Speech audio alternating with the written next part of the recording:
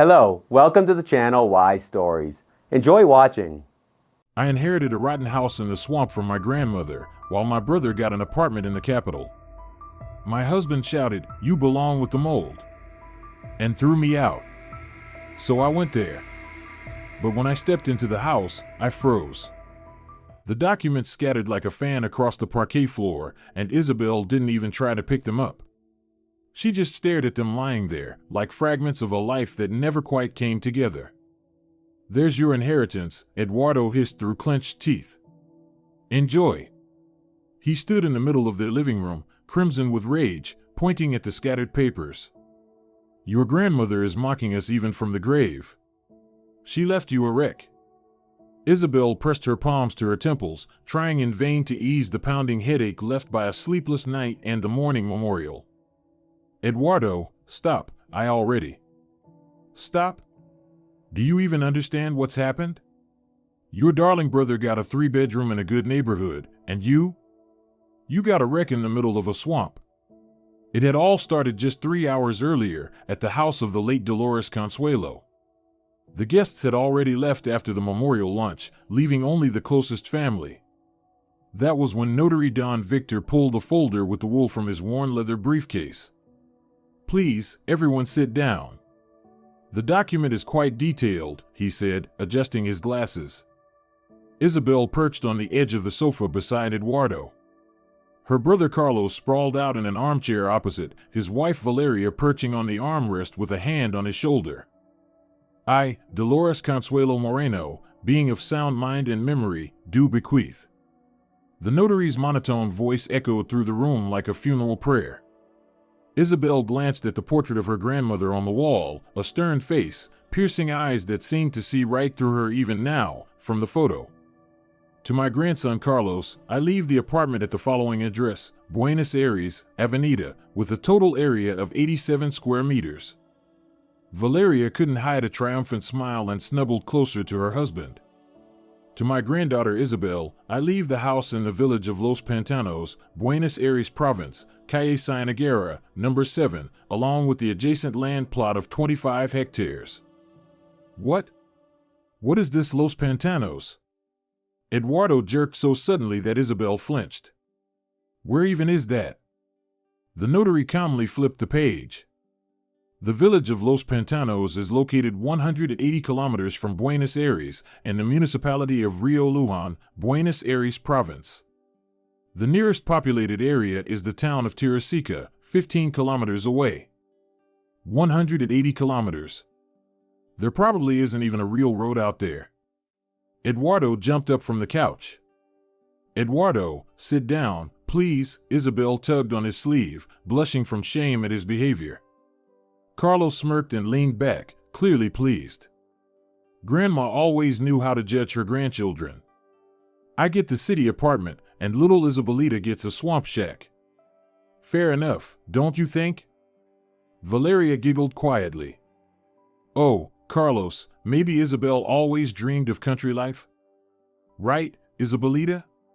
You'll grow potatoes now, raise chickens," she added, unable to hide her glee. "Shut up," Isabel said quietly, but Valeria was on a roll. "Come on, it's so romantic, a little house in the village. From the address, it sounds more like a chicken-legged hut in the middle of a swamp." Don Victor cleared his throat, returning the room's attention to business. "Let me finish. There are a few more points in the will. First, both properties may not be sold for 5 years after the inheritance is accepted. Second, the heirs are required to personally inspect the property they've received within 1 month." "What do you mean, may not be sold?" Eduardo jumped again. "We're supposed to maintain that wreck for 5 years? "That is the will of the deceased," the notary replied dryly. "If the heirs refuse these conditions, all assets will be transferred to a charity for homeless animals." "Crafty old woman," Carlos muttered, the humor now gone from his voice. A flicker of worry passed through his eyes. 5 years, with no option to sell or move to the suburbs, as he had dreamed. "There is one more thing," the notary took out an envelope. "Dolores Consuelo left a letter for Isabel, to be handed over personally after the will reading. Isabel took the envelope with trembling hands. On the front, her grandmother had neatly written, "For Isabelita." Immediately, a note echoed in her mind, "Open only at home, when you are alone." Well? What is it? Open it. Eduardo reached for the envelope with curiosity, but Isabel quickly tucked it into her bag. "It says to open it at home, when I'm alone." "What's with the secrets?" Eduardo snapped. "I bet it explains why she left you that shack." Carlos stood, brushing invisible lint from his sleeve. "Come on, Valeria. We still have to stop by the registration office to finalize the apartment paperwork." Valeria grabbed his arm but still turned to Isabel with fake concern. "Isabelita, if you need anything, let us know. Maybe Carlos can find you a realtor in 5 years. Though, who'd want a house in the swamp?" She laughed brightly and fluttered out of the room after her husband like a bird. All the way home, Eduardo was silent, a heavy, electric silence, the kind that comes just before a storm.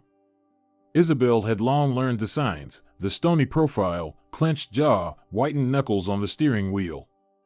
After 10 years of marriage, she could read her husband better than any book. When they hit yet another traffic jam on the highway, Isabel timidly suggested, "Maybe we should stop for dinner?" "Dinner? You want to eat now?" Eduardo turned sharply toward her. "After your grandmother robbed us?" "Eduardo, she didn't rob anyone. It was her property, she had the right." "The right? The right?" Once home, the storm broke loose. Eduardo tossed the keys on the hall table and tore off his tie on the way to the living room. "Do you even know how much a 3-bedroom in Recoleta costs?" he growled. "Do you? And your little swamp house? If there's even one idiot out there who'd buy it." Isabel took off her shoes and cautiously followed. "Eduardo, let's not." "Let's not what?" "Let's not talk about how your grandmother screwed you over. About how she made it crystal clear which grandchild she loved and which one she didn't." Isabel sank onto the couch, exhausted. Her head throbbed: the funeral, the wake, and now this conversation. Grandma loved us both the same. Oh sure, of course. Totally equal, one gets a multi-million apartment, the other a shack in the swamp. Eduardo poured himself a whiskey and exhaled heavily. "I think she did it on purpose. Wanted to get back at you." "For what would she want revenge?" "For barely visiting her in the last few years. Carlos and Valeria went every weekend, and you." A lump rose in Isabel's throat. "I was working, Eduardo. I had shifts, night duties. Carlos has a job too." "Yeah, but he works 9 to 5. Isabel couldn't take it anymore. "I'm a general practitioner at a clinic. I work 2 jobs so we can pay off the mortgage." "Exactly. And what's the result? You work like a mule, and for what?" "Nothing. Your precious brother makes more in a month at the bank than you do in a year. And now he has an apartment, and we've got—" He downed the whiskey in one gulp and slammed the glass onto the table. "And we've got mortgage debt and a rotten house in a swamp." Isabel stood and quietly walked toward the bedroom. She needed to be alone. To read her grandmother's letter, to think. But Eduardo couldn't hold back. He followed her. "Where are you going?" "We're not finished here." He stopped her, grabbing her shoulder and turning her to face him. "Do you get that because of your grandmother, all our plans are down the drain? We were going to sell her apartment, pay off the mortgage, buy a decent car." "We? Or you?" Isabel's voice trembled. "You already had everything mapped out, didn't you? She wasn't even buried yet and you were counting money. Don't you dare talk to me like that." Eduardo was turning a deeper shade of red. "I've spent 10 years working for you. 10 years putting up with your night shifts, your pathetic salary, your ridiculous family. If I'm such a burden to you, why did you marry me?" Isabel looked at her husband with bitter eyes. "Great question," Eduardo sneered. "Honestly, I'm wondering the same thing right now." He went to the closet and started yanking drawers open with his usual angry force. "What are you doing? You can't figure it out yourself," he snapped without turning around. "Pack your stuff." "Eduardo, you're not serious." "Dead serious. I'm done. Go live in your swamp house. It's where you belong." Isabel stared at his back. She stood frozen, watching as her husband ruthlessly tore her clothes from the closet, sweaters, dresses, underwear, tossing everything in a pile on the floor. "Eduardo, stop. Let's just talk calmly." "Talk? About what?" His voice was shaking with rage. "About how I wasted 10 years of my life? About how your family never even treated me like a person?" He dragged a suitcase out from under the bed and started throwing her things in. "My family?" Isabel narrowed her eyes. "And yours is better? Your mother never misses a chance to remind you that you could have married the factory director's daughter." "Exactly, I could have. And it would have done me a hell of a lot more good." Suddenly Eduardo stopped and looked at Isabel with a cold, mocking calm. "You know what? Maybe your grandma was crazy. But she was right about one thing. You really do belong in a swamp with the mold and the rot. That's your place." His words hit Isabel like a slap. "What did you just say?" she whispered, pale. "You heard me. Your place is with the mold. Get out. I don't want to see you here again." He dragged her suitcase to the hallway, yanked the door open, and hurled it onto the landing. Her purse, coat, and boots followed right after. The neighbor from the third floor peeked out from behind her door, then quickly disappeared. "Eduardo, please," Isabel tried one last time. But he was already pushing her out. "Leave the keys." With trembling fingers, she took off the apartment key. "That too," he pointed to her wedding ring.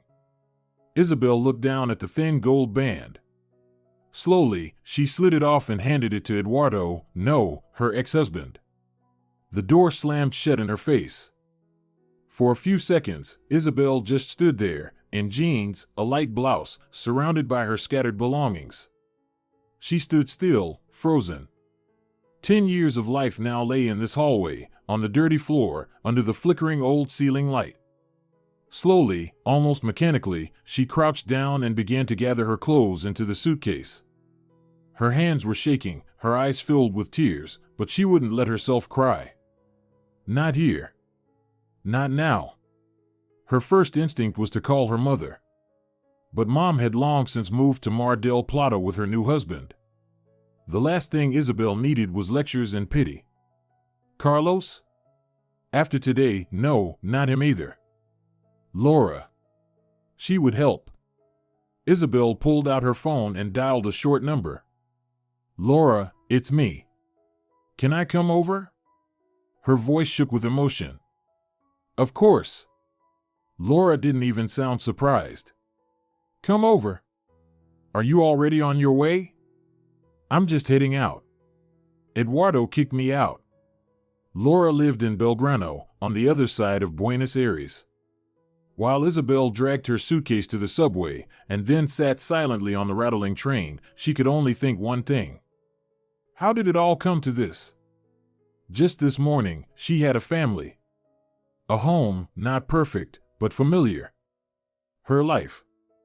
And now there was only a suitcase full of clothes and some strange house in the middle of nowhere. When Laura opened the door, she gasped. "Dear God, Isabelita. You look like a ghost. Come in, come in." She quickly seated her at the kitchen table, darted to the kettle. "Tell me everything, what happened?" Isabel let out a long, heavy sigh. And began, about the will, the loud fight, the cursed place among mold and rot. Laura listened with a furrowed brow, shaking her head, topping up the tea again and again. "Your Eduardo is a bastard, sorry, but it's true. I've always said he wasn't right for you." "Laura, don't start." Okay, she waved it off. "So what are you going to do now?" "I don't know. I guess I'll go see that house." Maybe it's livable. Laura gave a skeptical snort. Seriously, Isabelita? That house in the swamp is probably 100 years old. The roof's probably collapsed, the stove crumbled to dust. What choice do I have? Live on the street? Oh, come on. Just call Eduardo and apologize. Apologize for what? That my grandma left me a house instead of an apartment? Well, not for that. You know what I mean. Make peace. Forget about the swamp. Isabel shook her head. No, Laura. You didn't hear what he said to me. After that, there's no going back. Men say all kinds of crap when they're angry. He'll cool down, come to his senses. Isabel reached into her bag and pulled out the letter from her grandmother. The envelope was sealed with wax, just like in the old days. What's that? Laura asked. From Grandma. She said to read it when I'm alone. Well, go on then. Isabel gently broke the wax and unfolded the letter. The handwriting was instantly recognizable, a little ornate, just like her. My dearest Isabelita, if you're reading this letter, it means I'm gone, and you've received my inheritance. I know you're upset and don't understand why I left you the house in Los Pantanos instead of the apartment in Buenos Aires. Don't be angry with the old woman, I had my reasons. This house is special, Isabelita. It's waiting for you. Go there. Don't delay. And remember, not all that glitters is gold, and not every ruin is truly abandoned. Kisses, my girl. Your grandmother, Dolores. Laura reread the letter. Well, your grandma sure loved riddles, she murmured.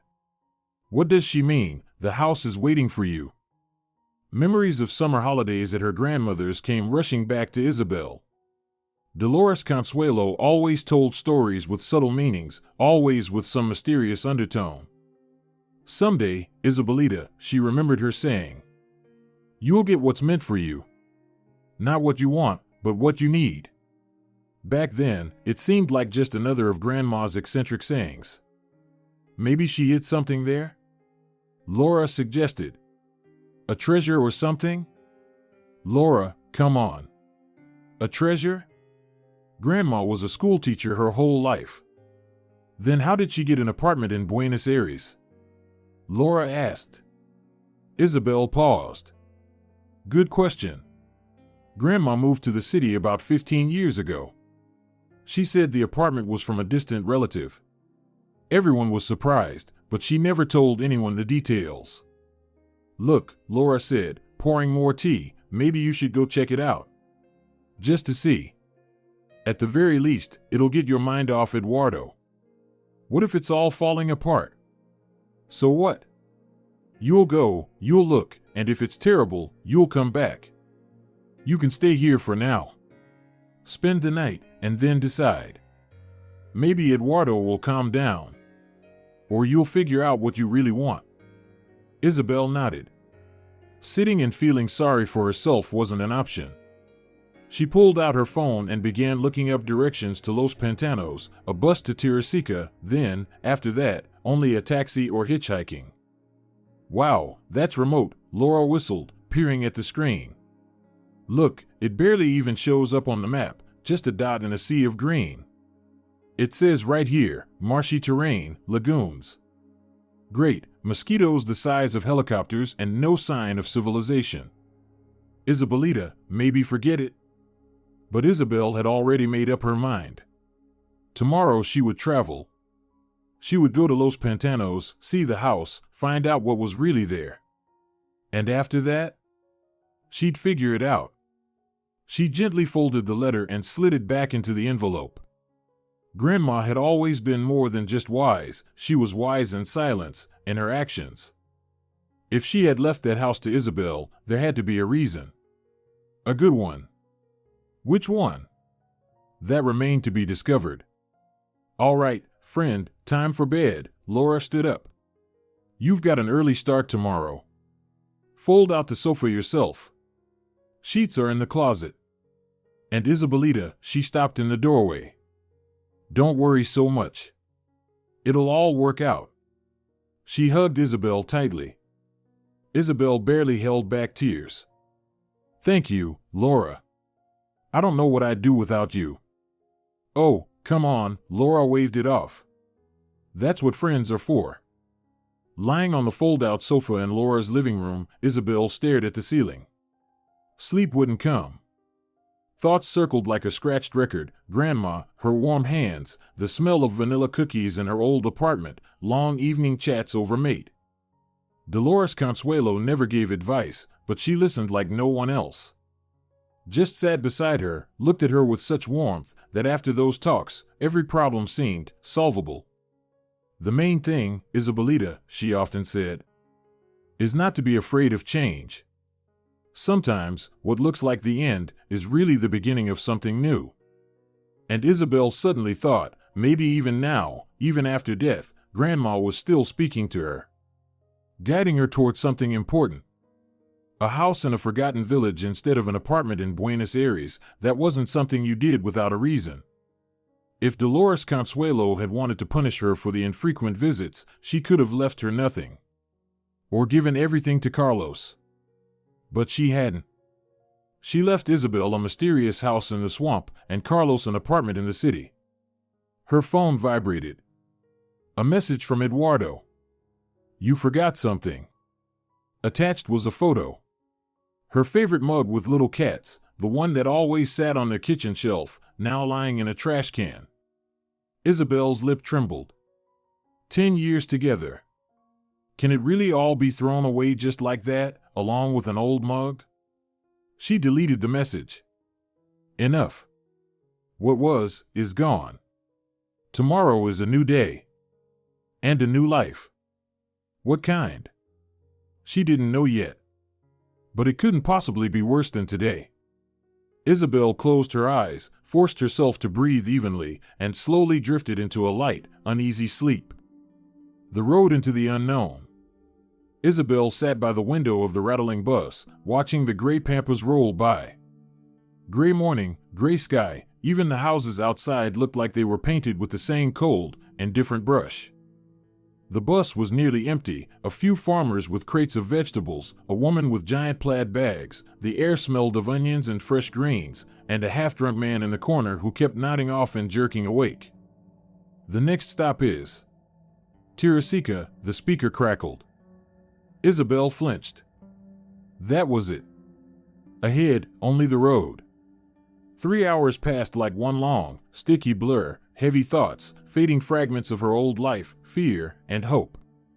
At the Tirasica bus station, she was met by the biting chill of a May wind. It crept under her thin jacket, wrapped around her arms, made her shrink into her collar. She had to walk to the town center, the cab fares were outrageous, and she had to save every peso. At the ticket counter, the woman behind the glass didn't look up from her phone. Next bus to Los Pantanos is in 2 hours. No earlier? Isabel asked politely. Nope. Leaves at 14:30. You want a ticket? Isabel nodded, handed over the money. 250 pesos, one way. Not bad. 100 kilometers to go, and the changes would begin. She spent the wait at the station cafe, warming her hands around a cardboard coffee cup, inhaling the sharp aroma, trying not to think. Her phone stayed silent. No calls. No messages from Eduardo. As if 10 years of life had just vanished. Erased like chalk, thrown out with that battered cat mug. Carlos hadn't called either. He was probably already arranging furniture in the brand new Buenos Aires apartment with Valeria, planning the renovation. Grandma divided things fairly, his mocking words came back to Isabel, and she grimaced with bitterness. Fair?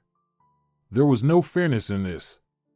Everyone just got what they thought was right, and that was how it was divided. The bus turned out to be an ancient minivan, reeking of diesel and old upholstery. It seemed to remember better times. Isabel barely managed to haul her suitcase inside and settled by the window on a hard seat. There were few passengers, a couple of old women with bundles, a man with fishing rods, and a teenager with headphones. To Los Pantanos, everyone, the driver shouted, counting banknotes. Will you take me all the way to the village? Isabel asked hopefully. The driver turned, gave her a once-over. Los Pantanos? The one past Tirasica? No buses go there. The road's so bad even regular cars regret taking it. Only a few vehicles can manage, and just barely. How do people get there then? Isabel was surprised. What people? Almost no one lives there anymore. A few old folks left, and even they go to the city for the winter. A cold weight settled in Isabel's chest. She hadn't imagined the village being this abandoned. Maybe someone could drive me from Tirasica? For money, she asked uncertainly. The driver shrugged. Ask Manuel, he usually hangs around the store with his taxi. But he'll charge a lot. It's 15 kilometers, and the road's a disaster, especially now in spring, after the rains. The bus jolted forward, crawling down a broken highway. Outside the window stretched endless fields, patches of forest, and rare villages with leaning houses and fences sunken into the ground. The farther from Buenos Aires, the more it felt like she was leaving not just people behind, but life itself. Tirasica greeted Isabel with a chilly drizzle and the thick smell of dampness. The bus stop was nothing more than a rusted awning beside a crumbling store building. We're here, the driver called out loudly. Passengers reluctantly shuffled to the exit. Isabel dragged her suitcase out and looked around. The town looked, if not dead, then dying, peeling houses, a few passers-by under umbrellas, puddles, and potholes in the roads. Excuse me, where can I find Manuel? She asked the driver. The taxi guy, he replied. See that green Ford by the store? He's almost always there waiting for fares. Manuel was a man in his 50s with a face like a baked apple, full of wrinkles and creases. He was reading a newspaper behind the wheel. When Isabel knocked on the window, he lazily looked up. Where to? Los Pantanos. Can you take me? Manuel folded his paper, raised an eyebrow. Los Pantanos? That's the swamp road. What do you want there? To see a house. I inherited it. Ah, inheritance, Manuel drawled thoughtfully. From whom, if you don't mind me asking? My grandmother, Dolores Consuelo Moreno. Manuel's face changed immediately. He sat up straighter, almost looked younger. From Dolores Consuelo? So you're her granddaughter? Isabel?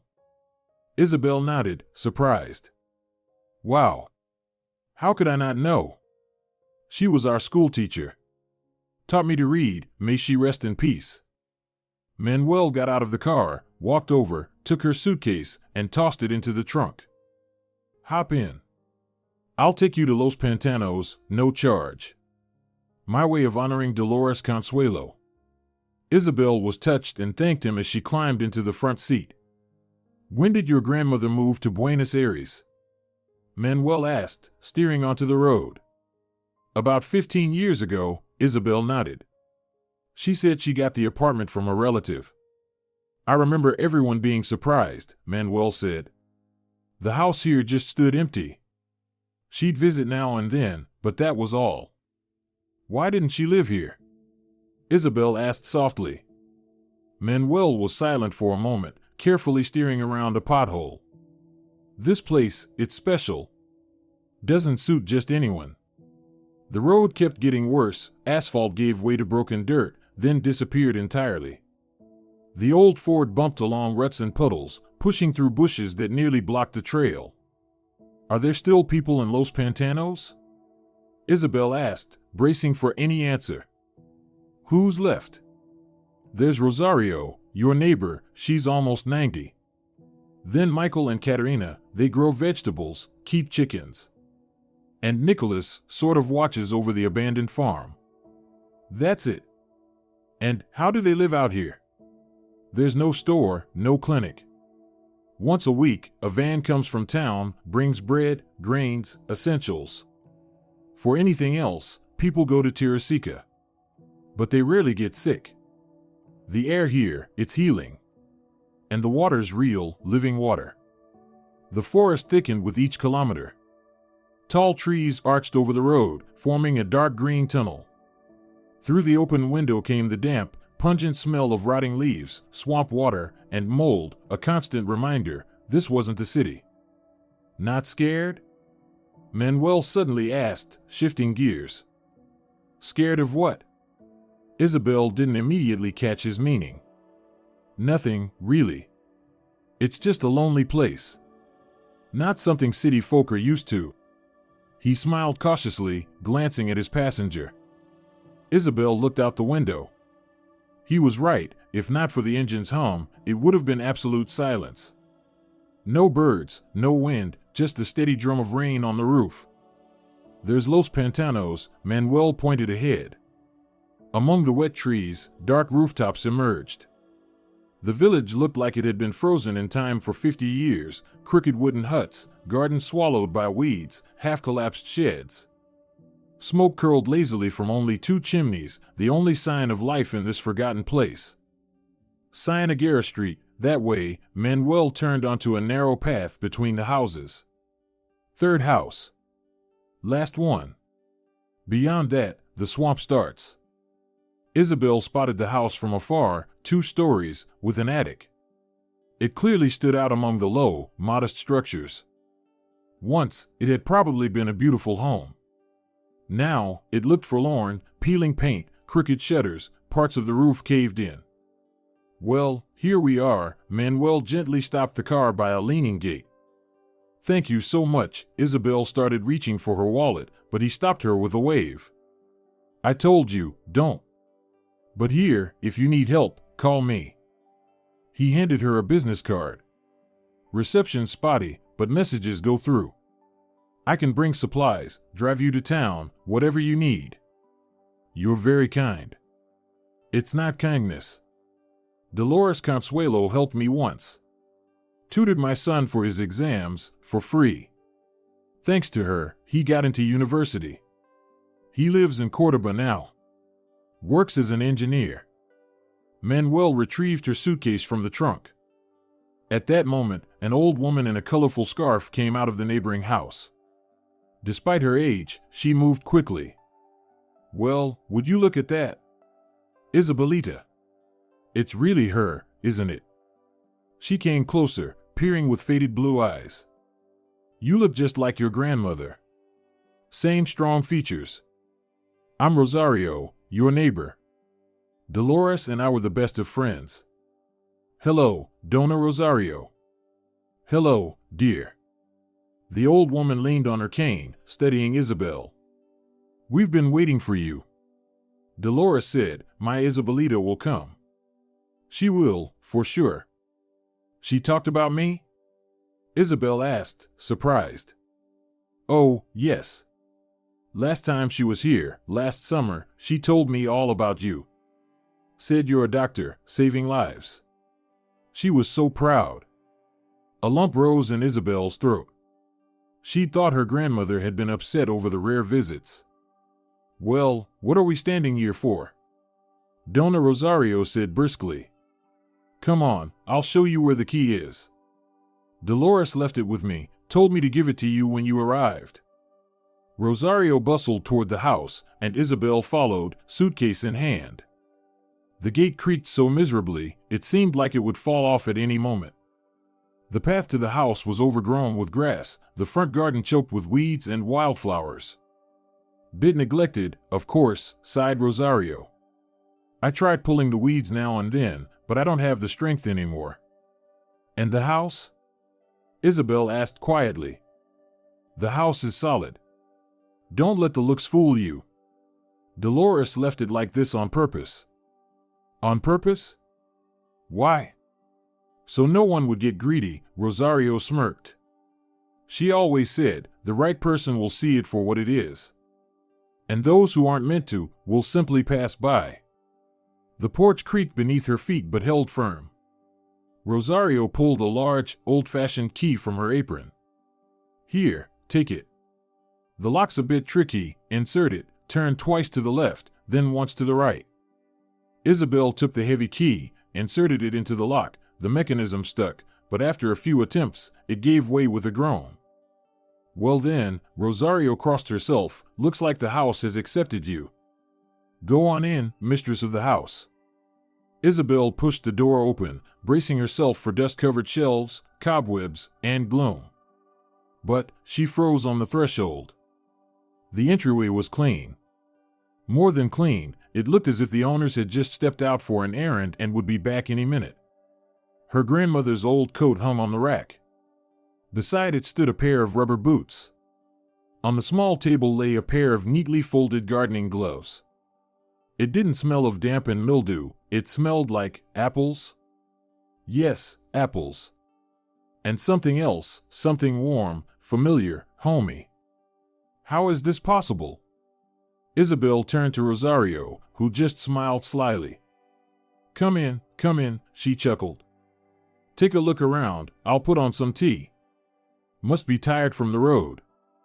Isabel stepped into the next room and stopped again, stunned.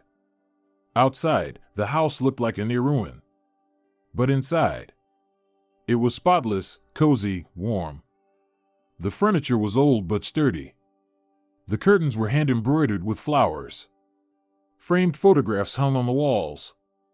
No dust, no cobwebs, as if someone had been lovingly caring for the house all these years.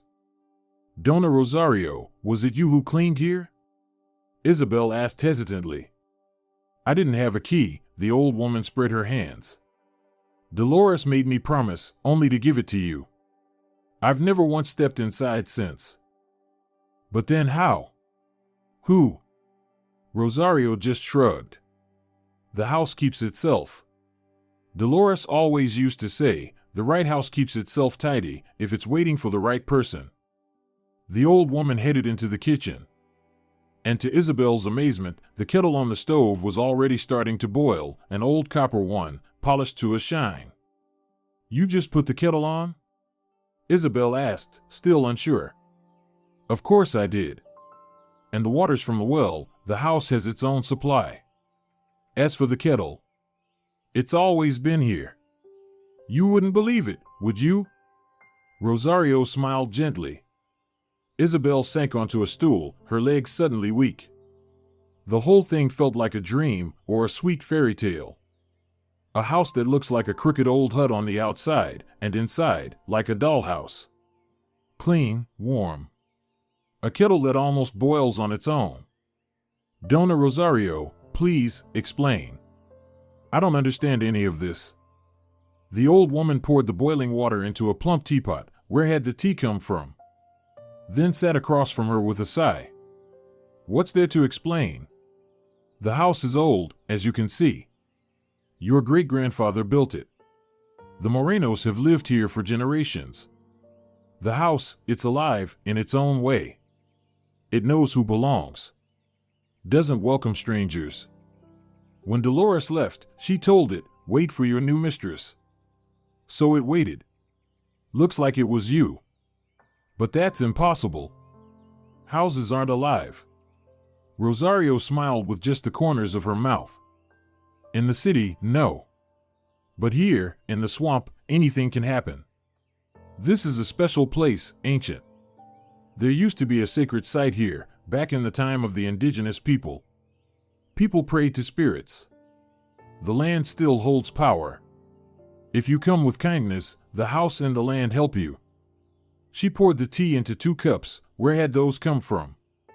And pulled a jar of quince jam from her apron pocket. Here, have some. You must be hungry after the road. Isabel spread the jam on some bread, which had also somehow appeared, and took a bite.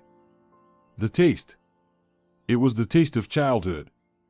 Of Grandma's house. Of summer holidays. Dona Rosario, Isabel said quietly, tell me about my grandmother. Why did she leave? What about the apartment in Buenos Aires? The neighbor reached for her cup and fell into thought. It's a long story. Dolores lived here all her life. Taught at the school. Lost her husband young. Your grandfather died of a heart attack, still a young man. She raised your father alone. He moved to the city, married, had you and Carlos. Dolores kept hoping he'd come back. But life in the city pulls people in. And then? Isabel asked.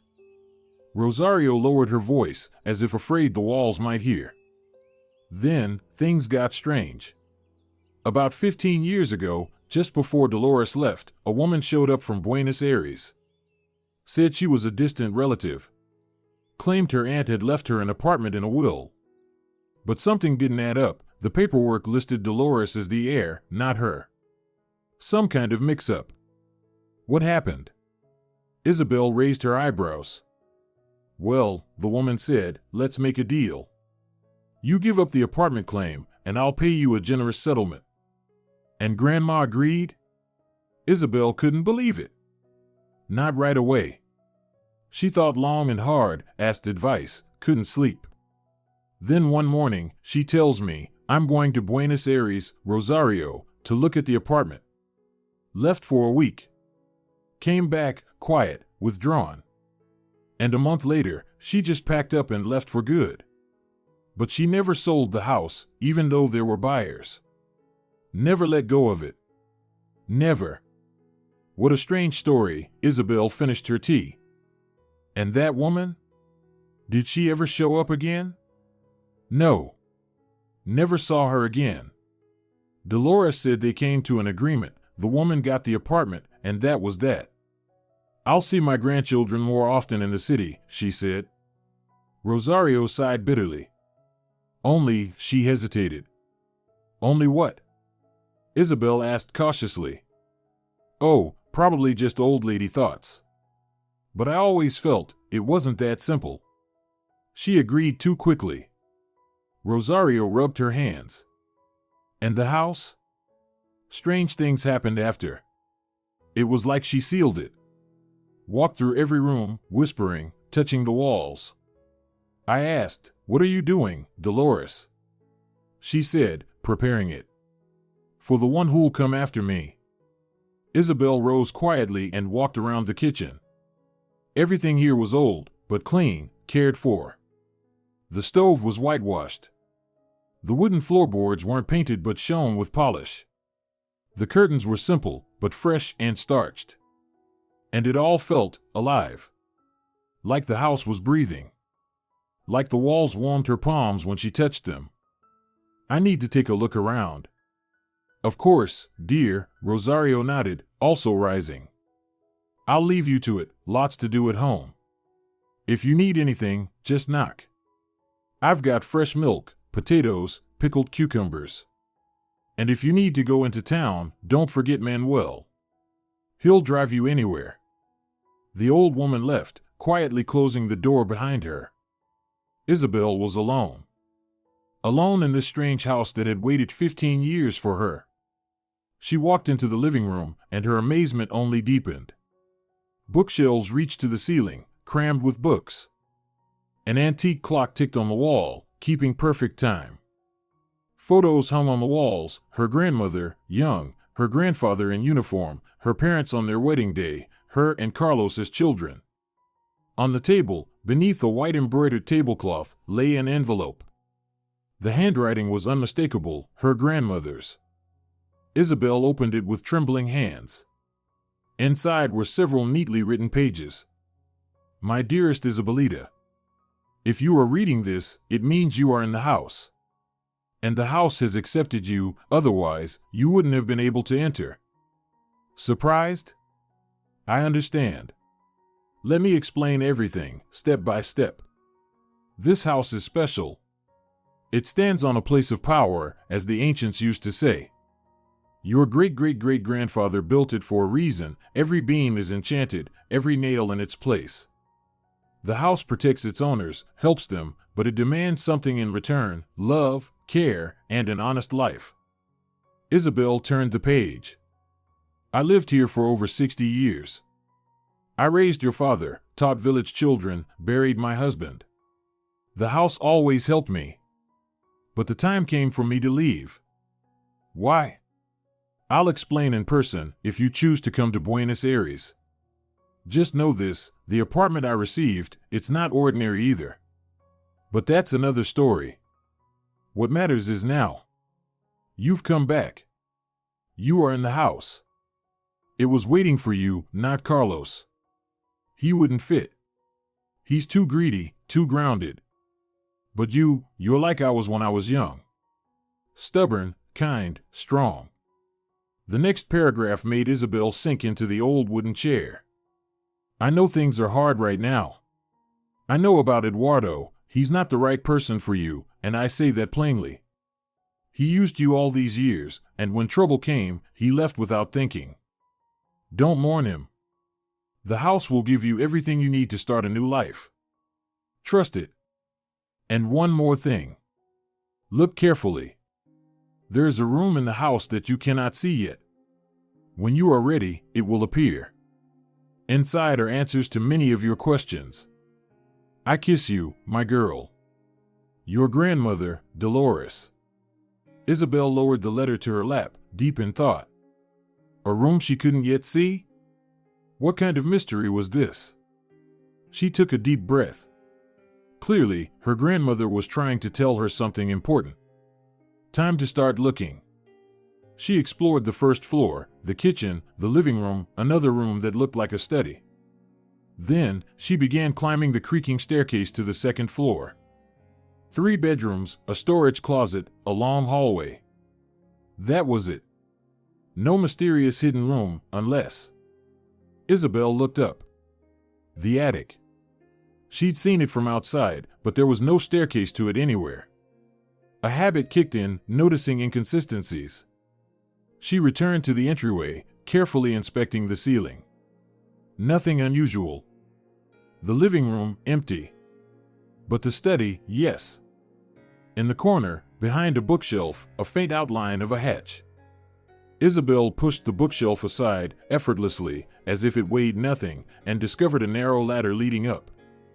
Her heart pounded. She climbed the ladder and gently pushed the hatch. It opened without a sound. And then, Isabel found herself in a small room under the roof. It was magical. There was no other word. A round window looked straight out over the swamp, which now didn't seem menacing at all, but instead breathed mystery and calm. Bookshelves lined the walls. In the corner stood an antique writing desk.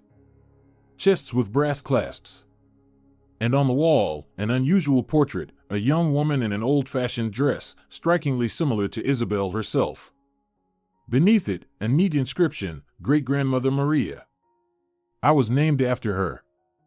On the desk lay another note. Isabelita. Since you've made it here, the house has fully accepted you. This is its heart, its holy of holies. Here lies our family's history, here our ancestral strength gathers. In the chests, you'll find documents, journals, and other things. Don't rush to uncover everything at once. The house will reveal its secrets gradually, when you are ready. And most importantly, trust it. Remember, you are not alone. All the women of the Moreno family are with you. Grandma. Her hands moved on their own, opening the nearest chest. On top lay neatly organized folders. Isabel took the first one and, opening it, sat down right on the floor. Bank documents? Statements? She blinked. The numbers looked unreal. There were millions, tens of millions of pesos in accounts. All under the name Dolores Consuelo Moreno. And a will, everything to be transferred to Isabel upon the owner's death. Grandma. She exhaled deeply. The next folder, land deeds. Not the 25 hectares the notary had mentioned, but 250 hectares, forests, fields, swamps. A small estate. Again, all registered in Isabel's name. The third folder gleamed with colorful bookmarks, shares in companies, bonds, investment funds. Her head spun. So Grandma wasn't just wealthy. She was extremely wealthy. But then, why had she always lived so modestly? Why work as a schoolteacher in a rural village on an average salary? At the bottom of the chest lay a battered leather-bound notebook. A journal. Isabel picked it up with trembling hands and opened to the first page. Year 1925. I turned 16, and Grandma Maria brought me to the secret room. Unfamiliar, old-fashioned handwriting. She flipped forward. The same neat writing, but recent entries. The final one was from last year. Signed, Dolores. But the handwriting was different, shaky, fading. She started reading from the end. Isabel will come soon, I can feel it. The house is waiting for her, like it once waited for me. History repeats itself. But this time, the enemy is stronger, more cunning. The apartment in Buenos Aires, it's a trap, but a necessary one. Let them think they've won. Isabel will understand when the time comes. And for now I leave her everything, the house, the land, the strength of our bloodline. And the responsibility. Will she forgive me for this? Isabel shut the journal and clutched her head. Too much. Too many mysteries. What enemy? What trap? Why did Grandma hide all this for so long? She went back downstairs and gently slid the bookshelf back into place. Outside, dusk was falling. The birds had gone silent. Her first day in the house was ending. And the questions only multiplied. Isabel glanced at her phone, no signal. Strange, but maybe for the best. No calls, no messages. No news from outside. She didn't want to talk to anyone anyway. In the kitchen, she found a dinner waiting, gazpacho, bread, vegetables. Where had this come from? Who made it? Or maybe Donna Rosario had been right? In this house, it seemed, everything took care of itself. Isabel ate, the gazpacho was surprisingly delicious, and got ready to settle in for the night. One of the bedrooms had a bed freshly made with clean linen. A light scent of lavender and herbs hung in the air, warm, calming. Lying in bed, Isabel replayed the day in her mind. That morning, she'd been a humiliated woman on her friend's sofa, kicked out by her husband, holding a questionable inheritance. Now she lay in a strange, almost magical house, safe, surrounded by wealth beyond imagining, and mysteries that took her breath away. Afraid? No. For the first time in years, she felt truly at home. As if this had all been meant to be. Outside, an owl hooted. Frogs croaked in the swamp. Simple night sounds, but somehow filled with a peaceful lullaby. Sleep, mistress, the house seemed to whisper. Tomorrow is a new day. Much to do. Many discoveries. But for now, sleep, Isabel thought. And she slept. Deeply, peacefully, dreamlessly. For the first time in years. She woke to the smell of fresh pastries. At first, she thought she was dreaming. Pastries? In an abandoned house? But no, the smell was real, warm, with cinnamon. Isabel sat up and rubbed her eyes. Morning sunlight filled the room. It no longer seemed eerie, it felt cozy, familiar. On the nightstand, a steaming mug of tea and a plate of sweet rolls. This is too much, Isabel murmured. But hunger overpowered wonder. The rolls were heavenly, soft, sweet, still warm. She freshened up. Amazingly, the bathroom had hot water, though there was no boiler in sight. Isabel chuckled and headed downstairs. In the morning light, the house felt even more alive and welcoming. Sunbeams danced on the polished copper samovar, lit up embroidered curtain patterns, glowed on the gilded spines of books. "Good morning, house," she said softly, feeling a little silly. The curtain swayed without a breeze, a floorboard creaked, almost like a response. On the kitchen table lay a note. Apparently from Donna Rosario. "Isabelita, come have tea. We need to talk. I'll be waiting." Isabel threw on a cardigan and stepped outside. The morning was beautiful, dew sparkled like diamonds on the grass, birds sang somewhere, and the clean air made her head spin. City lungs weren't used to this. From the outside, the house still looked weathered, peeling paint, crooked shutters, holes in the roof. A disguise, Isabel recalled her grandmother's words. Dona Rosario's house was tidy, but humble, a typical village home with a wood stove, benches along the walls, religious icons in the corner. The old woman bustled at the stove, pouring tea. "Sit down, dear, sit down. How did you sleep? The house didn't frighten you?" "No, not at all," Isabel smiled. "I slept like a log. But in the morning..." She told her about the pastries, the hot water. Rosario just nodded, not the least bit surprised. "That's good. It means the house loves you. It takes care of those it accepts. Dona Rosario, please, tell me the truth. What is this place? Why is the house alive?" The old woman poured the tea and sat across from her. "You want the truth? Are you ready to hear it? All right, listen. These lands are ancient, sacred. Long before the Spanish came, there was a holy site here. They say shamans lived here. Then the missionaries arrived and founded a hermitage. They prayed, fasted, fought evil spirits. But the power in the earth, it never left. It grew quiet, it hid." She sipped her tea, nodded at Isabel, and continued. "The Morenos have lived here forever. Your great-great-great-grandfather was a forest keeper during the colonial days. He had a pact with the forest, the swamp, this very land. The Morenos protect the land, and the land protects the Morenos," Rosario said thoughtfully. "Your house stands on that very power spot where the sacred site once was, and later a chapel. That's why it's alive. It feeds on the strength of the earth." "But that's unscientific," Isabel said weakly. The old woman chuckled, waved it off. "Unscientific? And what about a house abandoned for 15 years that's still warm and clean? Is that scientific? My dear, there are things neither science nor books can explain. And frankly, they don't have to. This takes faith, not knowledge. And Grandma, she believed in all this?" "Dolores didn't believe," Rosario said firmly. "She knew. As did all the women in your line. It passes through the women, the gift to see. To sense. To make peace with the power." Isabel set down her cup and leaned forward, heart fluttering.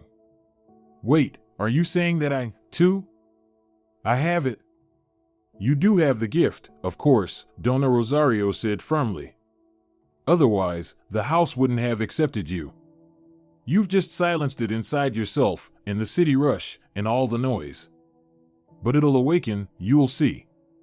The house will help." The old woman stood, walked to the window, and was silent for a moment. Then she said, "And I'll tell you something else. Dolores didn't go to Buenos Aires just like that. And she didn't leave you the house and Carlos the apartment by accident. There was a plan behind it. A clever plan." "What plan?" Isabel whispered. "That I don't know. Dolores didn't tell me everything," Rosario shrugged. "She only said, when the time comes, Isabel will figure it out. All the answers are in the house. Did you go upstairs yesterday? To the secret room?" Isabel nodded silently. "Well then, good. That means the house trusts you. Read what's written there. Learn. And get ready." "Get ready for what?" Isabel asked barely audibly. "That I don't know," the old woman spread her hands. "But I can feel it, something's coming. Something important." Returning home, Isabel went straight to the attic. In daylight, the room seemed even more magical. Dust danced in the sunbeams, old books glowed softly, and great-grandmother Maria's portrait looked at her with a gaze that felt maternal, alive. Isabel picked up the journal, settled into the armchair by the window, and began reading from the very beginning. Summer of the year of our Lord, 1811. I turned 16, and my grandmother Maria brought me to the secret room. She said, "Your time has come, child. It's time to learn the truth about our lineage, about the pact, about the power." I was frightened. But Grandma said, "Don't be afraid. This is our gift. And our burden. We keep the balance between worlds. With every page, an astonishing story unfolded before Isabel's eyes. The Morenos were indeed connected to the land by an ancient pact. They were the guardians of the boundary between the world of people and another, invisible one, the one that lingered in the swamps and deep woods. They protected so that the forces from beyond wouldn't harm anyone, and people wouldn't disturb the ancient. In return, the land gave blessings, protection, luck, peace. Page after page, year after year, and every entry confirmed the unbelievable. One entry from the time of the Independence War: Spanish soldiers approached the village but couldn't enter. They stood at the edge, as if hitting an invisible wall. Their commander shouted and cursed, but the soldiers stood pale, afraid to take a single step. Then they turned and left. The swamp hadn't let them in. The house protected them. Another entry from the 1950s: some people came from the province, wanted to establish a cooperative. But their tractors kept breaking down, people got sick one after another. They understood, they had no business there and left. And finally, entries from recent years. The handwriting grew more modern, but it was still unmistakably Grandma's. They found me. Those who hunt places of power. They're offering to buy the land, trying to charm me, promising me the world. I refused. Then came threats that they'd go after my grandchildren. I had to get clever. I pretended to leave because of old age. They arranged the Buenos Aires apartment. They think they've bought me. Fools. The apartment is just bait. The real treasure is here, in the house. Isabel will find it, when the time is right. That was the last line in the journal. Isabel set it aside, her head spinning. Now everything was forming a new, troubling picture. So someone had tried to seize their land. But why? What could they possibly want in these swamps, fields, and ancient forests? She went downstairs to her grandfather's old study. On the shelves, dusty books on local history, geological reports, yellowed maps. Isabel grabbed one at random. Geological Survey of Buenos Aires Province, 1913. She flipped through until she saw familiar names: Los Pantanos, Tirasica, Black Swamp. Notably, in the area of Los Pantanos village, geomagnetic anomalies of unknown origin have been observed. Compasses malfunction, metallic objects become magnetized. Locals avoid the so-called Black Swamp, claiming supernatural occurrences. During one exploration attempt, 2 workers disappeared without a trace. Operations were halted at the request of local authorities. The next book, an old collection of Buenos Aires province legends. She flipped to the chapter about Los Pantanos. According to legend, a water spirit sanctuary once stood where the current village lies, long before Columbus. After the Spanish came, the shamans are said to have cursed the land. Outsiders are forbidden to settle here forever. Only the family of guardians, the Morenos, may remain on this land. Others who tried to live here fell ill, suffered, or died. Isabel slammed the book shut, trying to shake off a chill. Just myths and legends. But then, how to explain the house? The hot water without a boiler? Fresh pastries in a supposedly abandoned place? She wandered into the kitchen and froze. Papers lay neatly on the table. They hadn't been there before. On top, an envelope with an official letterhead. Isabel read it with a trembling hand. Dear Isabel, we are pleased to inform you that following the death of your grandmother, Dolores Consuelo Moreno, you are the sole beneficiary of her accounts in our Swiss bank. The amount made Isabel sink into a chair. 200 million euros. 200. From a rural schoolteacher. Where did this money come from? The next document, from an international investment firm, a portfolio of shares worth over $100 million. Then more, property in various European countries, stakes in companies, gold. Her grandmother wasn't just wealthy. She was almost impossibly rich. And now, all of it belonged to Isabel. The final envelope had no return address. Inside, a photograph and a short note. The photo showed a man in his 50s, well-groomed face, expensive suit, a predator's smile.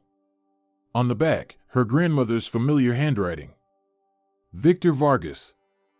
The main one behind the hunt for our land. Be careful. He's dangerous. Isabel stared at the face for a long time. She'd seen it before.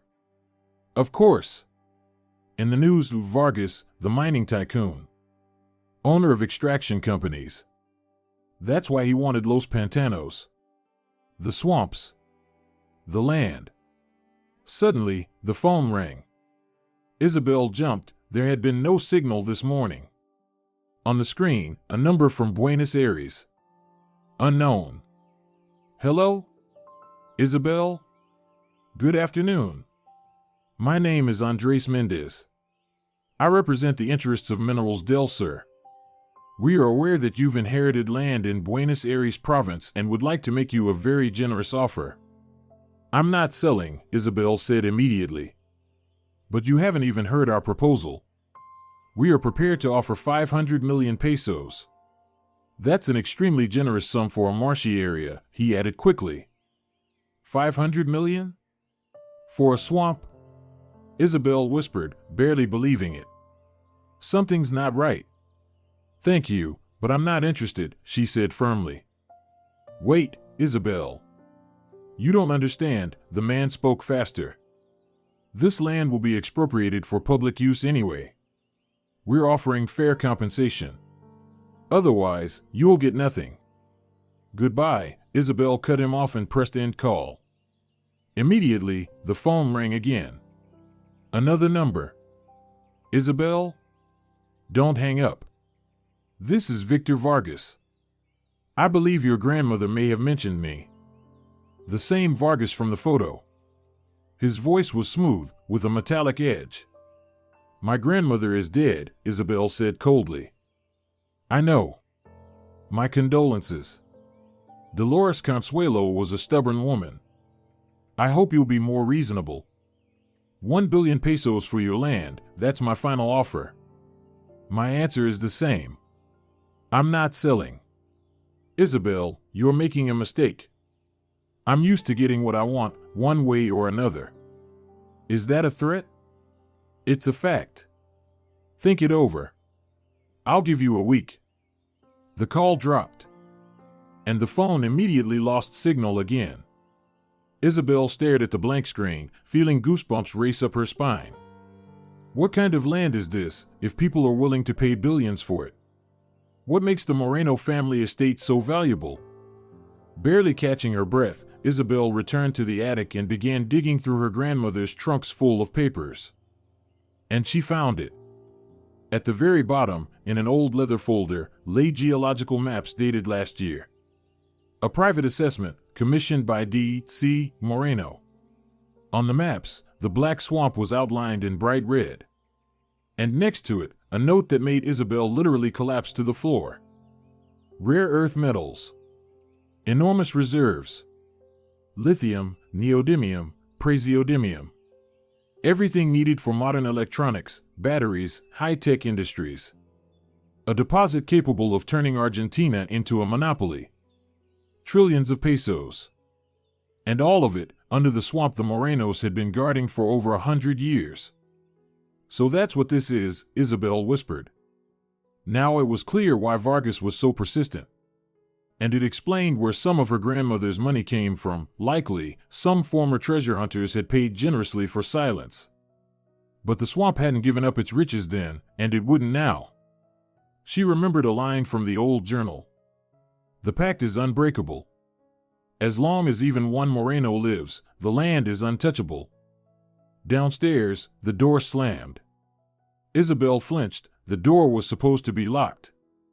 She cautiously descended the stairs. In the living room stood a man, tall, broad-shouldered, in jeans and a plaid shirt. Seeing Isabel, he immediately raised his hands. Don't be afraid.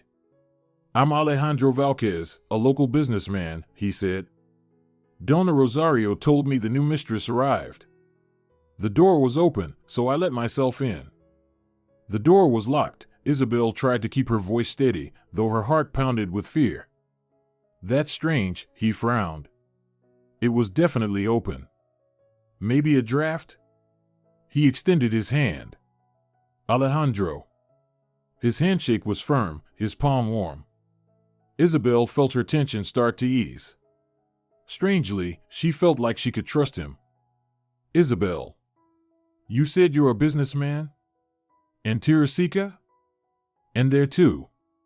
I run a small sawmill, do woodworking. Also keep bees, sell honey. I used to work with your grandmother. She collected medicinal herbs, and I delivered them to pharmacies in Buenos Aires. I didn't know Grandma worked with herbs. Oh, very much so. She was the best herbalist in the region. People came from over 100 kilometers away for help. Alejandro stepped to the window and looked toward the swamp. Beautiful places. Wild, but beautiful. Are you planning to stay long? I don't know yet. I need to sort out the inheritance, the house. If you need help, just ask. I know everyone around here, all the ins and outs. If you need repairs, or paperwork, or anything. He handed her a business card. Here's my number. The signal's bad around here, but texts usually go through. Thank you. Isabel took the card. Do you happen to know a company called Minerals del Sur? Alejandro's face immediately turned serious. Vargas's lackeys. They've already called you? Yes. Fast bastards, aren't they? Don't believe a word they say, Isabel. They've been buying up land around here for 5 years, sometimes with persuasion, sometimes with threats. Half the province already belongs to them. But your land is different. Their usual tricks don't work here. Why not? Isabel asked. Alejandro shrugged. Go to the Black Swamp, you'll see for yourself. Just don't go alone. And whatever you do, don't sell to them. Dolores Consuelo protected that land for a reason. He was just stepping outside when he paused and turned back. Your house, it's special. Don't be surprised if you notice some odd things. Lots of houses around here are strange, but yours, especially so. You'll get used to it. With that, he left. And Isabel, still clutching the business card, stood alone in the middle of the living room. Handsome man, crossed her mind. And those eyes, so kind, so honest. Not like my ex. Just then, her phone lit up, buzzing with messages. 10 missed calls from Eduardo. She reluctantly opened the first one. Isabel, stop being ridiculous. Come home. The second. I overreacted. Let's talk. The third. Damn it, where the hell are you? Answer me. And on, increasingly frantic, increasingly angry. The last message had come an hour ago. I heard about your inheritance. Come back immediately. We need to talk about our future. Ours. After being thrown out with her things, the word ours sounded especially absurd. Isabel deleted all the messages and blocked his number. A moment later, a new text came in from Carlos. Isabelita, where are you? Eduardo called. Said you two fought. A few seconds later, another. Listen, about the inheritance. Let's split it fairly, okay? You know Grandma wasn't in her right mind when she wrote that will. So now her dear brother had shown up, sniffing the scent of money. Isabel turned off her phone. That was enough. Let the whole world wait. Right now, she had to focus on the house, on the mysteries, and on this strange, ancient land. Isabel stepped out onto the porch, listened, and looked around. Evening was setting in. It didn't feel right to go to the swamp now. That would be for tomorrow, in daylight. For now, she decided to properly explore the house. From the outside, it looked almost like a ruin. But on closer inspection, the foundation was solid, the logs, though stripped of paint, were intact. Camouflage. In the locked shed, she found old but functioning tools. Even a bucket of paint, how had it lasted all these 15 years? But the real find was a trunk in the attic of the shed. Isabel opened the lid and froze. Inside was women's clothing, dresses, pinafores, shawls. All antique, but looking freshly sewn. On top lay a note. Isabelita, these are your great-great-grandmother's outfits. I saved them for you. Wear one on the Feast of the Virgin, you'll see what happens. Grandma. The Feast of the Virgin. That was in 2 weeks. Isabel examined the garments, linen, embroidered, with satin ribbons and delicate stitching. They were beautiful. She tried on one pinafore, it fit perfectly. She turned to the old mirror and gasped. She looked like someone else, younger, more beautiful, mysterious. "What are you doing to me, house?" she whispered. But the house said nothing. For now. That evening, sitting on the veranda with hot mate, Isabel reflected on the future. She didn't want to go back to Buenos Aires. For what? A meager clinic salary? An empty rented apartment? An ex-husband who now, knowing about her inheritance, would probably want her back? No. Absolutely not. Here, in this old, mysterious house, she felt at home for the first time in years. Yes, there were swamps all around, and civilization was 100 kilometers away, but here, everything was real. Everything was alive. Her phone beeped softly, a message from Alejandro. "Isabel, I'm going to town tomorrow for groceries. If you need anything, send a list. Or I can give you a ride if you'd like. Alejandro." She smiled without meaning to. "A good man." She replied. "Thank you. I'll send the list in the morning. It was a pleasure meeting you." The reply came almost instantly. "Likewise. Take care of yourself. And take care of the house, it's worth it." Isabel finished her mate and went inside. Up in the attic, more trunks waited, full of secrets, diaries, and confidential files. But that was for tomorrow. Tonight, she would simply go to sleep in a house that had accepted her, that had recognized her as its mistress. A house that smelled of apples and honey, where buns seemed to bake themselves, where everything was in its right place. A house that held not only the secrets of the past, but maybe the keys to her future. As she drifted off to sleep, Isabel faintly heard the house creak, settling in for the night. "Good night," she whispered into the dark.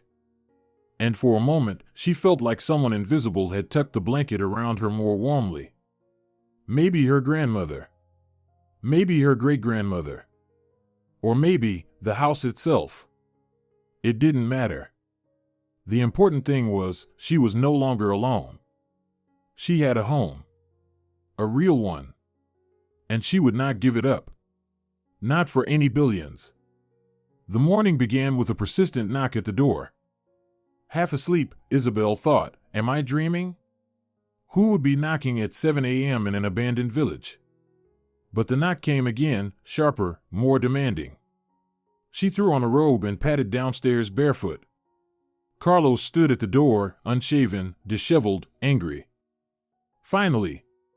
Do you have any idea how long it took me to get to this godforsaken place? All night. The taxi only got me to Tirasica, and then I had to find some local guy to drive me here. Cost me a fortune. Carlos, what are you doing here? What do you mean? You weren't answering your phone or messages. Eduardo's been driving me crazy. And anyway, we need to talk. About the inheritance." Reluctantly, Isabel let her brother in. Carlos stepped into the living room, glanced around, and whistled. "Wow! From the outside it looks like a wreck. Our grandmother was clever, really clever." He dropped into an armchair without waiting for an invitation. "Okay, Isabelita, let's be honest. I know Grandma didn't just leave behind a couple of houses. Valeria checked the records. Dolores Consuelo had accounts, shares, land. Millions, Isabelita. Maybe even billions. So? What do you mean, so? It's our inheritance." Sure, officially she left you the house, and me the apartment. But there's nothing in the will about the money. So we split everything 50-50. Carlos, everything was in the will. You just didn't listen to the notary.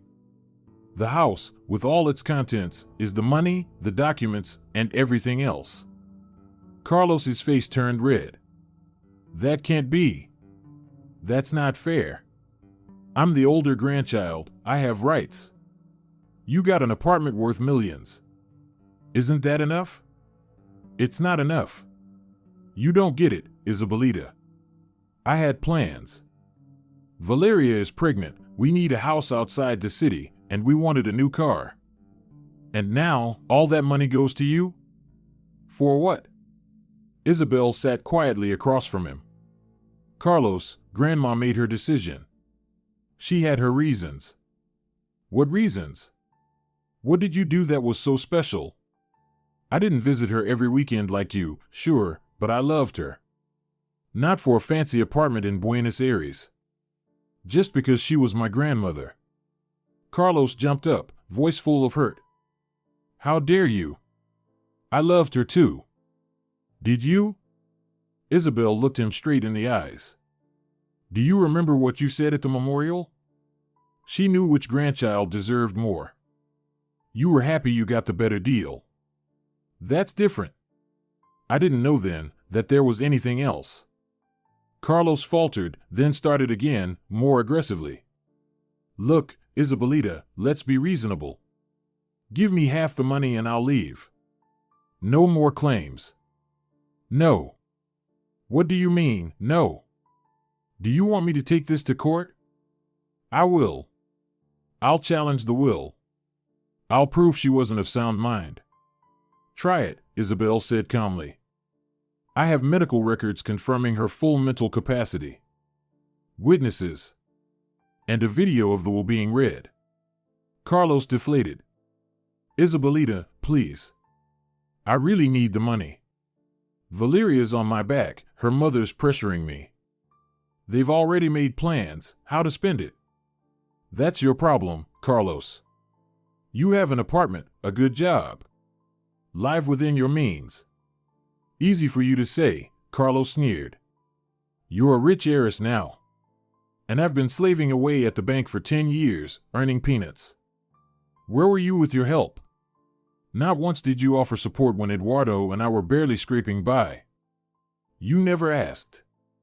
I had to ask my own sister. You saw how we lived. Carlos was silent for a moment, then spoke in a quieter voice. Isabel, at least give me 10 million. That's nothing to you now, but to me, it would save my life. Carlos, go home. I'm not giving you any money. That's final. Her brother stood up, walked to the door, but turned back one last time. You'll regret this, Isabelita. All alone out here in the middle of nowhere.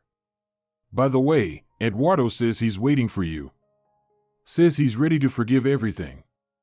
Tell Eduardo not to wait. And one more thing, Carlos, if you ever think of coming back here, you won't find the way.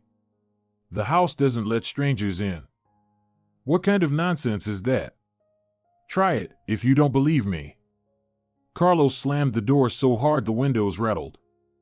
Isabel looked out the window. Her brother was standing by the gate, glancing around uncertainly, then climbed over the fence and limped away down the road. She sighed. The last thread tying her to her old life had snapped. An hour later, Dona Rosario showed up. I saw your brother was here. Woke up half the village looking for someone to give him a ride. He was ranting that he couldn't find the road. Manuel barely got him out, says a fog came in so thick you couldn't see a thing. The house is protecting itself, Isabel said thoughtfully. The old woman nodded. Smart house. Knows who to let in and who to keep out. Your brother came with bad intentions and got what he deserved. By lunchtime, Alejandro arrived with the groceries. He brought everything on the list and more. Thought you might need a few extras, he said. He unloaded the bags from his truck while Isabel couldn't take her eyes off him. In a simple plaid shirt and jeans, he looked so solid, dependable, nothing like the polished city men. "Thank you so much." "How much do I owe you?" Isabel asked. "Oh, don't worry about it. Neighborly help. Though," he smiled, "I wouldn't say no to a cup of coffee if you're offering." In the kitchen, over a cup of coffee, surprisingly, the coffee had been in the cupboard, though Isabel was sure she hadn't put it there. They started talking. "Alejandro, did you know my grandmother well?" she asked. "About 10 years. Since I moved here from the city." "You're from the city too?" "Was. I used to work in a big firm in Buenos Aires. Career, money, success, all according to plan. And then I realized I was living someone else's life. Got divorced, quit, bought a house out here. People thought I was crazy, trading Buenos Aires for a village, but I've never once regretted it." "You don't miss the city?" "Not at all. Everything here is real, the forest, the river, clean air. And work that actually means something. I don't just cut trees, I replant them. We plant thousands every year. And the beekeeping, that's a whole different world. Bees are incredible creatures." His eyes lit up when he talked about bees. Isabel listened, feeling unexpectedly calm. Here was a man who had truly found his place in the world. "And your grandmother?" Alejandro smiled. "She was special. Taught me so much, about herbs, about the forest, about living in harmony with nature. She used to say, 'Every place has a soul. You just have to listen.' Alejandro, what do you know about the Black Swamp?" Isabel asked. His face grew serious. "It's not an evil place, but it's dangerous to outsiders. Your grandmother used to say the veil between worlds is thin there. I'm not sure what that means exactly, but one thing's clear, you shouldn't go poking around. The locals avoid it. Even Vargas and his geologists couldn't get in. Their equipment failed, they got lost, and the stubborn ones got sick afterward. But there has to be a scientific explanation. Maybe. But why look for one? Some mysteries are best left unsolved." After he left, Isabel sat on the veranda for a long time, thinking. She liked Alejandro. Calm, reliable, genuine, nothing like Eduardo with his constant ambitions and demands. But it was too soon to think about that. Much too soon. First, she needed to deal with the house, the inheritance, and Vargas. She checked her phone, 10 missed calls from unknown numbers, Eduardo again, probably using a new SIM. And a message from a Buenos Aires notary. "Dear Isabel, please contact me regarding additional documents related to the estate of D.C. Moreno." She called back. "Isabel? I'm so glad you got in touch. This is Sergio Lopez. I managed your grandmother's affairs in her final years. We need to meet. I have a package of documents she instructed me to give you only after you'd settled in the house. Can you come to Buenos Aires? As soon as possible. There are some legal nuances that require your personal presence." They agreed on the day after tomorrow. That evening, Isabel climbed up to the attic again and returned to her grandmother's diary. The entries from the final months were disturbing. Vargas is increasing the pressure. Said men pretending to be environmental researchers tried to take soil samples. The house didn't let them in, all 3 ended up with food poisoning. They blamed bad meat, but I know better, the land is defending itself. But how long will it hold out? It will be harder for Isabel. Vargas won't back down, too much money at stake. Prepared everything for Isabel. The money is in reliable banks, the documents are with the notary. Allies have been warned. Alejandro will help, he's a good man, dependable. Maybe my granddaughter's personal life will work out too. And Eduardo can go to hell. Useless man, I knew it from the moment I saw him. Isabel deserves better." Isabel smiled through her tears. Even after death, her grandmother was still looking after her. The final entry was dated a week before her death.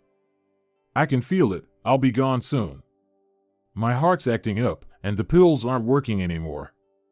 But it's okay, I've managed to do the most important thing. The house is ready to accept its new mistress. Isabel will manage, I believe that. She carries the strength of our line. And her love for this land will awaken, even if she doesn't know it yet. Forgive me, little one, for all the secrets. But there was no other way. Protect the land. And remember, you're not alone. We are all with you, all the women of the Moreno line. And the men too, though their gift is weaker. Be happy. Your grandmother, Dolores. The next day, Isabel spent time taking care of the house. Oddly enough, every time she thought about cleaning something, the rags and buckets somehow ended up in the hallway, ready. The water in the well was crystal clear, even though the well looked abandoned. As she washed the windows, it felt as if the house was helping, turning its sunlit side toward her, making the job easier. By evening, the first floor was sparkling. Well done, hostess, said Dona Rosario, bringing fresh milk and cheese. The house loves when it's cared for. It'll reward you for it. Dona Rosario, what do you know about the women of the Moreno family? My grandmother wrote they had a special gift. The old woman sat on the bench by the porch. I know a bit. Your great-grandmother, Maria Carandra, she was famous.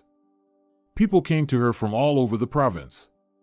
And she didn't just heal with herbs, she healed with words, with her hands. She had the gift. Dolores had it too, but she hid it. Back then, people got in trouble for things like that. And me? Go to the swamp. That's the test. If the land accepts you, the gift will awaken. But don't go alone. Take Alejandro, he knows the safe path. Isabel blushed. Why Alejandro? What, you don't like Alejandro? The old woman squinted slyly.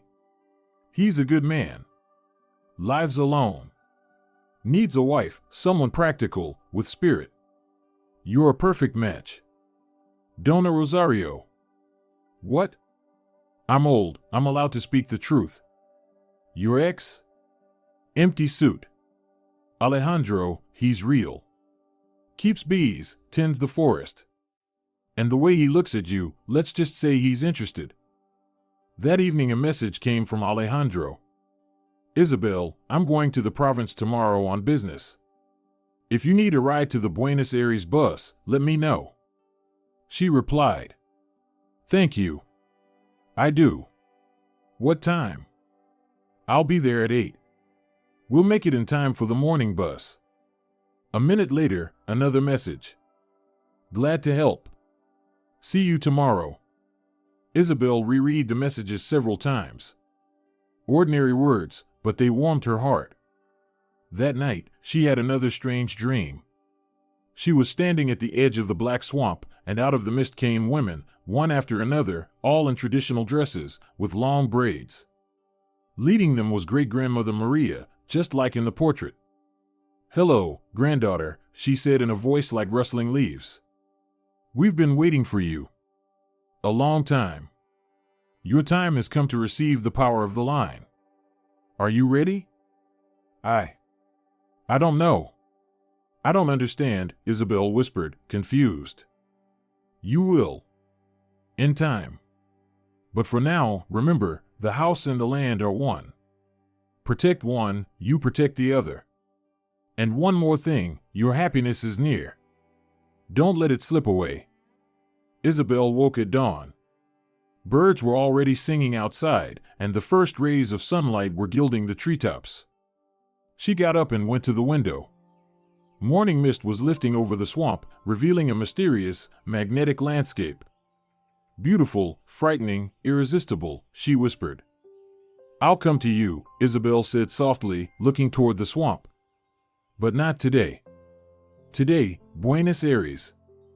Business. And after that, we'll see. Alejandro arrived exactly at 8. Today he looked especially good, dark jeans, white shirt, clean-shaven, composed. Good morning. Ready? He asked with a smile. On the way to the bus station, they chatted about little things, the weather, the upcoming harvest, news that the town might finally fix the road. But Isabel felt it, something had shifted between them. A subtle tension, warm and slightly electric, filled the air. "When will you be back?" Alejandro asked as he pulled up at the station. "Evening bus. It arrives at 9? "Yes. I'll pick you up." "Don't argue, I'm picking you up either way. It's not right for a woman to travel alone out here at night." Isabel didn't argue. She just smiled. On the bus, Isabel stared out the window, thinking how unexpectedly her life had changed in just a few days. From a discarded wife, abandoned, forgotten, she had become an heiress, the mistress of a great house, the guardian of secrets, a bearer of her family's strength. And something else. For the first time in years, she felt like a woman again. Beautiful. Wanted. The way Alejandro looked at her, with interest, with warmth, Eduardo had never looked at her that way. With admiration and desire. Isabel shook her head. "No, it's too soon to think about that. First, business." Notary Lopez turned out to be younger than she expected, about 35, sharp, professional, in a tailored suit. "Isabel, it's a pleasure to meet you," he said, shaking her hand. "Your grandmother spoke of you often. Please, have a seat, we have a lot to go over." He opened a thick folder in front of her. "First of all, here's the full list of assets. Please review it carefully." Isabel glanced over the figures and instinctively sat down. The amounts were staggering. It was even more than she had found in the house. Much more. Secondly, Lopez continued, a warning. Victor Vargas has already launched a legal attack. He's trying to contest the will, to prove Dolores Consuelo was mentally incompetent. His chances are slim, but he'll apply pressure from every angle. Be prepared. I'm ready. What should I do? First, formalize all inheritance documents. Then, find a good lawyer. I can recommend someone trustworthy. And most importantly, don't sell the land. Not for any price. Your grandmother was very adamant about that. The next 3 hours were spent signing documents, bank accounts, investment portfolios, real estate. Isabel's head was spinning from the sheer volume of work and from the new scale of her life. "Isabel," the notary said, handing her one last folder, "this is personal. Your grandmother asked me to give it to you only once you'd fully accepted the inheritance." Inside were photographs, letters, and another journal, very old, with faded, barely legible pages. "This is the diary of your great-great-great-grandmother, Carmen. The founder of the family line, so to speak," Lopez explained. "Dolores Consuelo believed it would be useful for you to read it."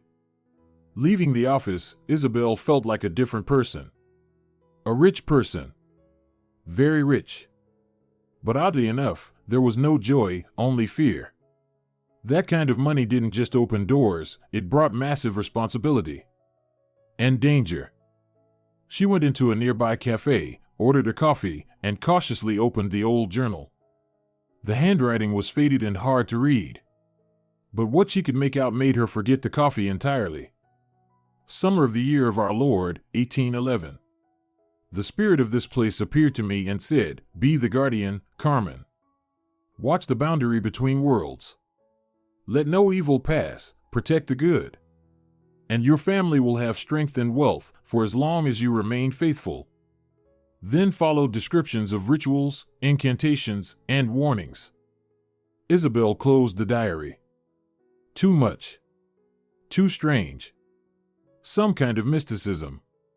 But how else to explain a house that seemed alive? And billions in the accounts of a village school teacher? And a swamp that let no one near? The journey back passed in a blur. Isabel kept thinking, trying to sort this new reality into mental compartments. At the station, Alejandro was waiting. Her heart skipped a beat the moment she saw him. "So, how was the trip?" he asked, taking her bag. "Productive. Learned a lot of new things." "Tired?" Let's go home. Home, Alejandro smiled. How natural the word sounded. Not to the house, but home. In the car, Alejandro suddenly turned serious. Isabel, you don't have to answer, but are you in serious trouble? I saw Vargas in Tirasica. He brought a whole team of lawyers. Booked out the hotel. I think he's preparing for something. Yes, there's trouble. He wants to take my land. Can I help? I don't know. Probably not. But thank you for offering. Alejandro gently took her hand for a second. It was just a moment, but it sent a shiver through her body.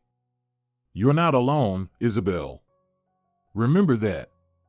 When they arrived, an unpleasant surprise was waiting on the porch. Eduardo, unshaven, rumpled, red-eyed. Isabelita, he jumped up. Finally. I've been waiting 2 days for you. Alejandro tensed and asked quietly, everything all right? Yes. That's my ex-husband. I'll handle it. You sure? I can stay. No need. Thank you. For everything. Alejandro nodded reluctantly and drove off. What are you doing here, Eduardo? What do you mean? I came for you. Isabel, I'm sorry. I was wrong. I lost my temper. Let's forget all that and start over. No. What do you mean no? We were together 10 years. You're throwing it all away over one fight. One fight? Eduardo, you threw me out with my things. You told me I belonged among the mold. I was angry. I didn't mean it. But I did think it over. And realized you were right. My place is here. And yours isn't. Eduardo stood up, gripping her shoulders. Isabel, don't be crazy. You can't seriously live in this godforsaken place. There's nothing here, no work, no civilization, no future. There is, Isabel said firmly. There's a home. Land. Peace. And honest people who don't look at me like I'm a cash cow. You mean that guy who drove you? You already replaced me? Leave, Eduardo. We have nothing to talk about. What do you mean nothing? What about the money? I know everything, Isabel. The inheritance. Millions. We could have had a real life. We? Since when is it we again? Isabel, please, come back. I'll change, I swear. I'll be the best husband. Too late, Eduardo. You've shown me your true face for 10 years. That's enough. She opened the door, but Eduardo blocked her path. You'll regret this. You'll die out here alone. And I'll get the money anyway, half of it is legally mine. We weren't married, remember? It was a common law relationship. Which means you're entitled to nothing. Eduardo's face twisted in rage. Bitch. That's what you are. 10 years you used me, now you're dumping me? I used you? I worked my ass off for you for 10 years. I forced you to be with me? Leave, Eduardo. Before the house throws you out itself. What the hell are you? But before he could finish, the gate flew open on its own, the latch ripped from the post. A thick white fog rose from the swamp, creeping silently across the yard, eerie and enveloping. What is that? Eduardo stumbled backward. This is your final warning. Leave, Isabel said quietly. He turned and almost ran down the path toward the road, never looking back. And Isabel closed the door behind him, leaning her back against it. That was it. Truly, finally, it was over. In the kitchen, a hot dinner was already waiting, and a note.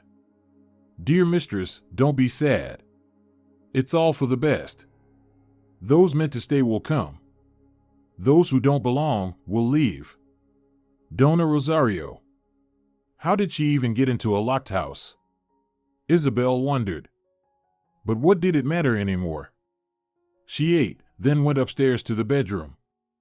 On the pillow lay a wildflower bouquet, daisies, cornflowers, bellflowers, and beside it, a small note in a different handwriting. To lift your spirits. Alejandro. Her heart fluttered. When did he manage to do that? And how did he get into the house? Isabel picked up the bouquet and inhaled deeply, simple wildflowers, yet what a scent. Summer, sunlight, happiness. She placed the bouquet in a vase on the nightstand and went to sleep with a smile. Tomorrow would be a new day. No Eduardo, no Carlos, no past. Only her, the house, and this strange land. And also Alejandro, who always somehow left her flowers, without explanation, but always at just the right time. Who picked her up and saw her off. Who looked at her in a way that made her want to feel beautiful again. Thank you, Grandma, she whispered into the dark. For the house, for all the secrets, for a new life. I'll try to be worthy. And just then, she thought she felt a warm breeze gently stroke her hair. And somewhere nearby, a soft laugh, kind and approving. Grandma's. If you're enjoying it as well, leave a like and subscribe to the channel.